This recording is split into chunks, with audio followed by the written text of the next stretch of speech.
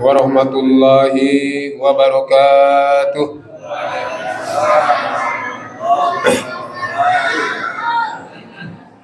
Innal hamdalillah wassalatu wassalamu ala Rasulillah. Asyhadu an la ilaha illallah wahdahu la syarika lahu wa asyhadu anna Muhammadan abduhu wa rasuluhu la nabiyya ba'da.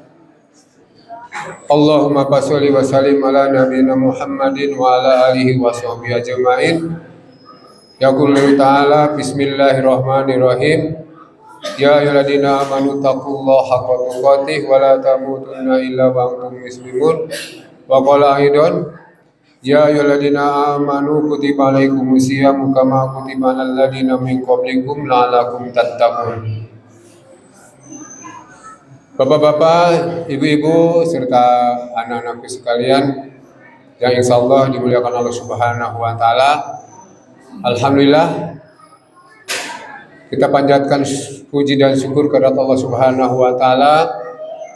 Pada malam hari ini kita masih diberikan kekuatan, kemampuan dan kemauan untuk berkumpul di tempat yang mulia ini dalam rangka melaksanakan ibadah kepada Allah Subhanahu wa taala, yaitu sholat Isya berjamaah dilanjutkan dengan sholat tarawih dan insyaallah nanti kita akan sholat witir. Mudah-mudahan langkah kita dari rumah menjadi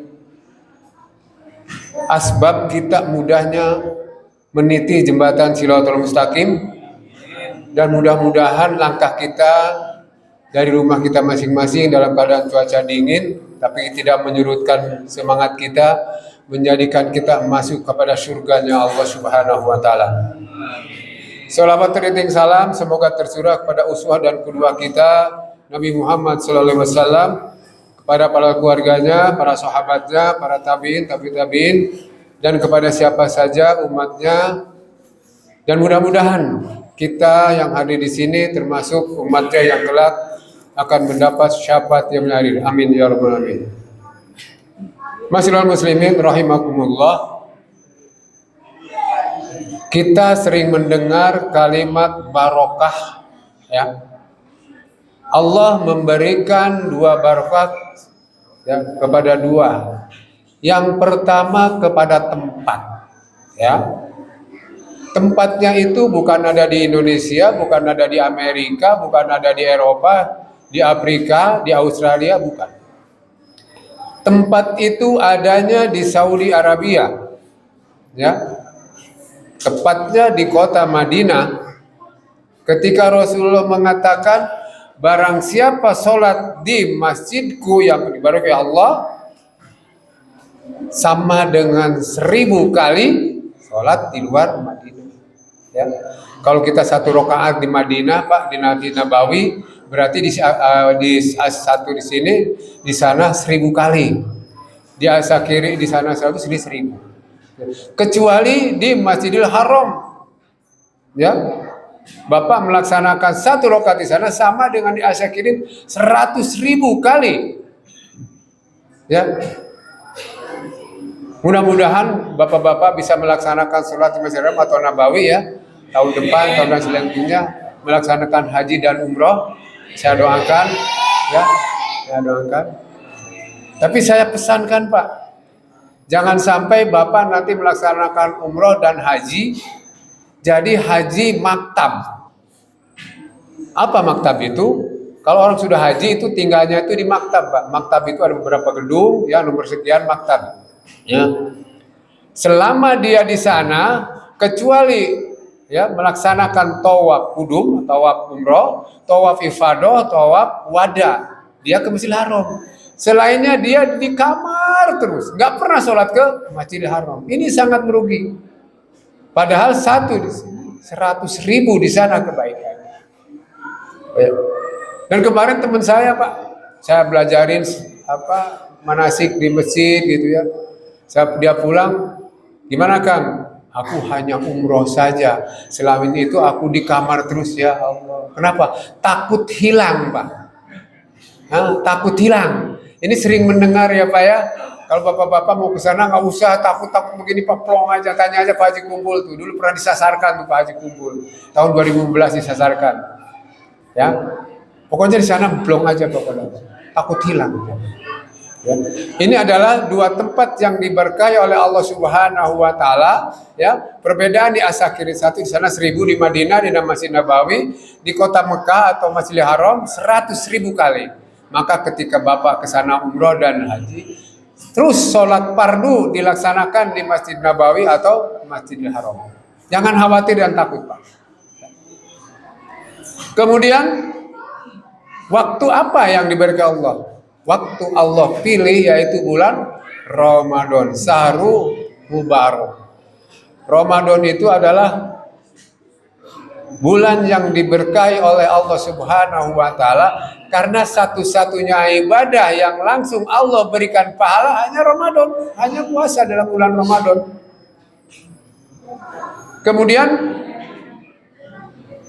pintu-pintu surga dibuka, pintu-pintu neraka ditutup, setan dibelenggu, doa-doa dikabulkan, ya, doa-doa dikabulkan dan berikan pengampunan.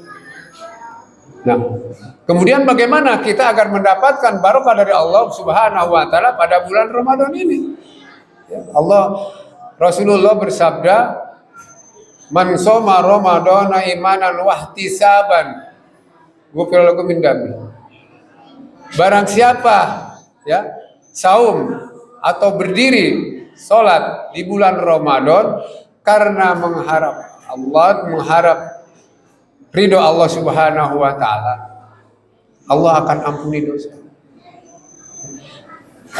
Wahtisaban di sini, Pak, dia mutlak ikhlas karena Allah, niat karena Allah, berarti landasannya adalah di dalam hati kita berniat sesuai dengan sabda Rasulullah, hadis Imam Bukhari dan Muslim, innamal a'malu binniyati wa innamal likulli imrin ma nawa. Hadis ini, Pak, menurut Imam Syafi'i sepertiga daripada ilmu karena menyangkut lisan, hati, dan amal perbuatan.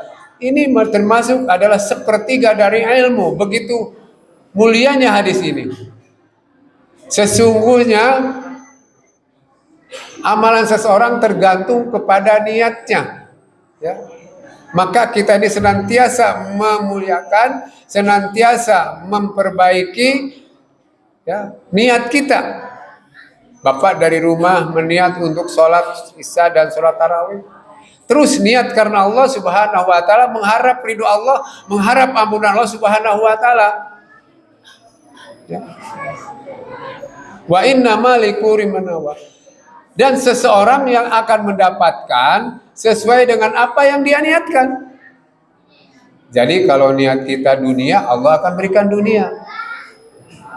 Di dalam surat Al-Baqarah, Pak, ayat 200, walaupun ini untuk haji, ya, Allah berfirman, a'udzubillahi minasyaitonir rajim, faminan nasi may yaqulu rabbana atina, ya, wa ma lahum fil akhirati min khalaq.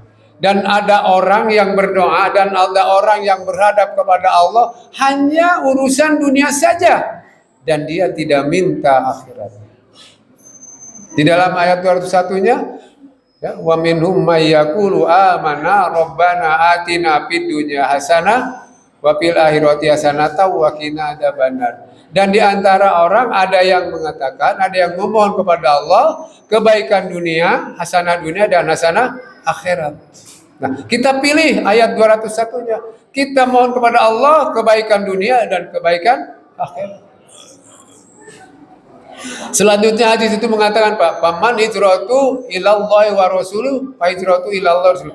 Barang siapa hijrahnya, barang siapa tujuannya, barang siapa niatnya karena Allah dan Rasulnya, maka dia akan mendapatkan apa yang diharapkan dari Allah dan Rasulnya. Wa man kanat hijratuhu lidunya yusibu ayunkiha wa hijratuhu ma warju ilaihi.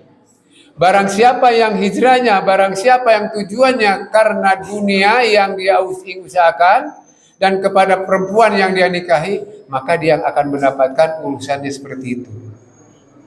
Jadi niat ini sangat-sangat harus kita niat. Karena tadi menurut Imam Syafi'i ini sepertiga dari urusan agama. Sepertiga daripada urusan ilmu adalah niat. Oleh karena itu, mari kita berteguh kepada niat karena Allah Subhanahu wa taala. Kita mengeluarkan zakat, infak, sedekah karena Allah Subhanahu wa taala. Ikhlas karena Allah. Bagaimana kita memelihara keikhlasan kepada Allah? Yang pertama, qoblal amal. Bapak, Ibu, sebelum beramal kita niatkan karena Allah Subhanahu wa taala. Ya. Terus indal amal. Ketika kita sedang beramal, memberikan sesuatu baik ke masjid, ke fuqara, masakin, niatkan karena Allah Subhanahu wa taala, walaupun dilihat orang, walaupun diumumkan di masjid, tapi niatkan karena Allah Subhanahu wa taala. Yang ketiga, ba'dal amal. Setelah beramal, kita juga niatkan karena Allah. Kenapa? Setan itu tidak akan tinggal diam, Pak. Ini ada cerita, Pak, di kantor ya, di kantor. Soalnya ahli tahajud, Pak. Ahli tahajud jam 9 tuh karena dia bangun jam 2, sholat tahajud sampai jam 4. Muap terus, Pak. Kata temennya, kamu hari gini sudah muap katanya. Begadang semalam ya. Orang ini diam aja. Terus dibilang lama-lama apa? Tahu nggak? Semalam saya habis tahajud. Alah, gugurlah Pak itu. Hati-hati seperti itu Pak ya. Hati-hati. Maka indal amal atau ba'dal amal, setelah beramal kita karena Allah Subhanahu wa taala. Jadi kuncinya adalah ikhlas itu. Qabla amal, sebelum beramal, indal amal, sebelum sedang beramal, dan sesudah beramal. Mudah-mudahan kita termasuk orang-orang yang senantiasa dibimbing Allah Subhanahu wa taala dan diluruskan niat kita kepada Allah Subhanahu wa taala. Demikian, kurang lebihnya mohon maaf. Billahi taufik wal hidayah. Assalamualaikum warahmatullahi wabarakatuh.